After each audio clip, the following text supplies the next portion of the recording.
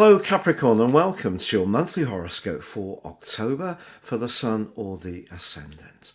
If you've yet to subscribe to my channel, I'd be honoured if you did so now. Please click or tap on the bell notification symbol. Now, just briefly, I'd like to tell you about my year 2021 personal horoscope special offer. If you order your forecast now, you can get the rest of year 2023, all of 21, and a character analysis, and get 30% off based on your time, date, and place of birth, if you know your time. And this will give you some searing insights based on where the planets were when you were born and where they're impacting now on your situation. So this does ascend quite a lot, a great deal above just the position of the Sun, which is what this forecast is about. So please do check that out below. Now, this month begins with the Sun in the part of your horoscope to do with ambition, to do with goals, to do with worldly interactions. Now, that gives you a real opportunity to make progress, particularly on the back of the new moon, which occurs on the 16th. But that new moon is going to be clashing with that cluster of energies in your sign. And I think the story of this month, Capricorn, for you is about balancing and toggling your individual approach, desire and needs with how that fits together with others in a more personal context, so your home and family life, but also how your individual hopes fits together with those more worldly aspirations that you have. So let's go right back to the beginning of the month when Mercury, the planet of communication, is in shadow.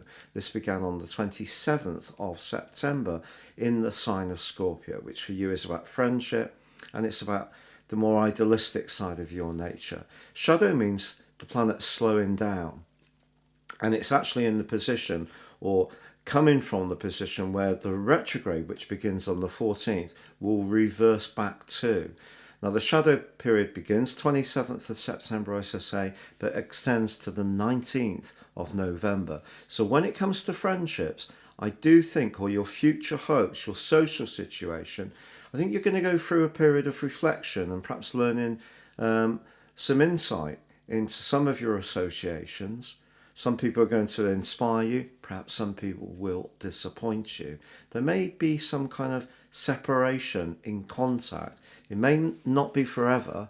It may be because the other person thinks that you're distant from them. So that's the interesting thing with Mercury retrogrades. We have to work at it. Now, this is the last in a series of 3, all this year, all in water signs. But this one does briefly rotate back into the sign of Libra, which is an air sign, on the 28th. But I'll tell you more about that in a moment. But as you start this month, if you are planning your future hopes with the Sun high in the sky, I just feel that your aspirations in terms of goals and targets just need to be in keeping with your beliefs, which is the 11th house, that very Aquarius stuff. And also, you probably like to make progress in a way which, is nice, working with others, having some kind of connection. But we do have a full moon on the first day of this month in your sector of home and family. And if there is a wound there, whether it relates to an old relationship with a parent or whether it relates to an existing relationship, Chiron, the comet of healing, is conjunct this full moon. So I think if you really want to make progress in the outer world, your inner persona, your inner relationship needs to be in good shape. If it's not, the next couple of weeks is an ideal opportunity to try to work with that at a deeper level. Now, it's also the case that as we begin this month, Venus, the planet of love and affection, is in a fabulous location for you when it comes to sensual interaction or even in terms of business. But she moves on the 3rd into an area of your scope which is very, very friendly. So this is brilliant for cultivating contacts and, and also perhaps being more in touch with truth seeking generally in terms of your attitude to attracting good things to you. So if you're very much in touch with the more manifesting side of your nature, I think this Venus transit can be really helpful to you. Now, it is true that Mars and Pluto, Mars, the traditional ruler of Scorpio, Pluto, the modern higher octave ruler, are in conflict for the first 3 weeks of this month, and Pluto's in your sign. At home, if there is someone you're not seeing eye to eye to or with, it can be very tense between you during this period of time. A battle of wills is eminently possible. Also, from the 8th through to the 21st, the Sun in that more visible zone in the sign of Libra, that's clashing with that cluster of 3 planets in your situation of Jupiter, Saturn and Pluto. So again, your willpower, your desire to get your own way or need to get your own way could be tempered by the demands of a boss, the demands of your work, or perhaps your work just doesn't give you the opportunity to be as creative as you want. There's no actual conflict at a personal level. It's just not very satisfying for you. And that can create a wear out and a kind of frustration. But the 14th does see Mercury go into that retrograde. So if there are visible signs of things not quite working as well on the communication front, I think they're going to become more visible. By the 16th, we have that new moon. You can set your intentions on those goals. I wouldn't like to suggest you shouldn't, but just be mindful that you probably can't get everything this month exactly on your own terms. Everybody, every zodiac sign is going to have to bend a little bit and flex in order to stop it becoming a really difficult environment for us all to be in. From the 18th to the 24th, however, Venus forges an absolutely brilliant angle with that cluster of energies in your sign. And that suggests that your ability to connect and discuss something, perhaps of a sensitive nature, but also be very realistic and true to yourself, could actually really improve some kind of connection in a very lasting way. It is true also that Jupiter and Neptune continue to forge a glorious angle all through this month. So when it comes to your larger than life side, if you are interested in something and you're very passionate about it, a hobby area could see you really buzzing with 1 or 2 people.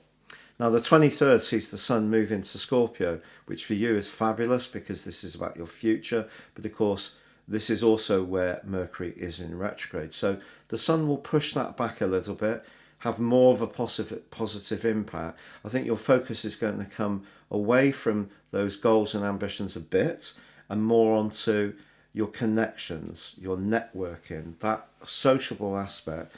Whatever's going on with COVID will be more important to you. But by the 28th, Mercury rewinds into Libra and Venus moves into Libra, the sign it governs. And if you are trying to make progress around your career, there's a lot to say and a lot to be gained by just putting out the feelers amongst people you know. Someone could well put in a good word for you. And if you do have an interview, your natural friendliness, sometimes you can be a bit cautious, but your friendliness and great sense of humour can be things that would be very attractive to a potential employer. It is true that Mercury and Saturn, your ruler, do clash in the last 4 days. So again, we're back into that situation about maybe a battle of wills.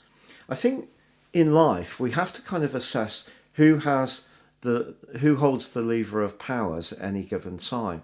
Of course, we might have a much greater say in terms of our influence in our personal world or in our home world. But if we live on our own, no one's going to argue with us. But if we are in a collective situation and a family dynamic, usually there is some give and take. There may be a leader, that could be you. I think this month's dimensions for you and dynamics is all about understanding the gravity of power, how it's used. Is someone being unfair with their use of power towards you, or do you need to attune the use of your power or control? It doesn't have to be expressed in a kind of voluble or loud or arguing way. This can be unspoken kind of power, just the way it's always been. And that could be challenged this month for all of us. Now, the month comes to a close with, of course, the blue moon in the sign of Taurus, which is very much about expression, self-expression, creativity, and fun. But it's conjunct Uranus. And again, depending on local lockdowns wherever you are, if you have had a more challenging month in terms of not being able to move around quite as freely as you would like, if it is possible to get out in the following 2 weeks, the first 2 weeks of November, and be more spontaneous, take it, because I do think it's going to do you the world of good. But equally, in a love relationship, if you're in a tie which is stifling, you may need to have more freedom and raise truthfully how you feel about those dynamics. So who has the power is not governed by a zodiac sign. It's governed by how we apply the energies coming from the heavens. So it's an optional thing, and it depends on your unique personal situation. But power battles are possible for all zodiac signs this month, but I do think particularly for yours, simply because the power brokers of Saturn and Pluto are in your sign, and the first house is very much about it's about our ego. So just be aware of that, and you can still make tremendous progress. And of course, the main thing is to stay safe, take care, and goodbye for now.